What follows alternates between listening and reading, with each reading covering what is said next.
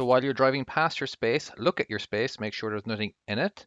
All right, now when we're going to start our initial turn, now we are driving a sleeper truck currently, so I like to turn when our axles are all the way to the rear, we have to turn a little further past where I would normally. If their axles are all the way forward, I would turn when my body or when my mirrors get to the center of the next space. That's when I would crank it. But since our axles are all the way to the rear, I am turning here. So basically when my body gets past or gets to the start of the second space, as you can see here. So it's very important that we crank the steering wheel all the way to the right.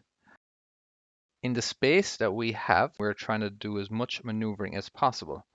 So in a second here, when my truck is running parallel to the green lines, I'm going to go all the way to the left hard and just hold it until my truck runs parallel from its original position.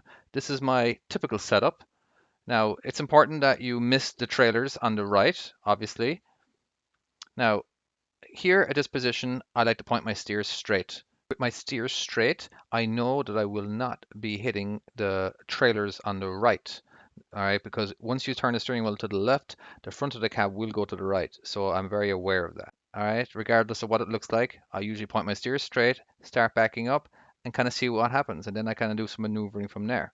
As you can see, I turn a little bit to the left. Kind of, I want to maintain that angle that I have right there, which is around 45 degrees in between the 50 and the 40. So I'm going to start chasing it down here, then crank it all the way to the left to straighten it. I'm not very happy with what I've got so far, so I'm going to go do a little pull forward so I can get myself running parallel. So hard right. Now we're straight. Now let's get those steers pointing straight. And we'll just some tiniest little bit of maneuvers is all we have to do here. And at any stage you are a little bit uncomfortable, make sure you get out and look. Thank you very much. Goodbye.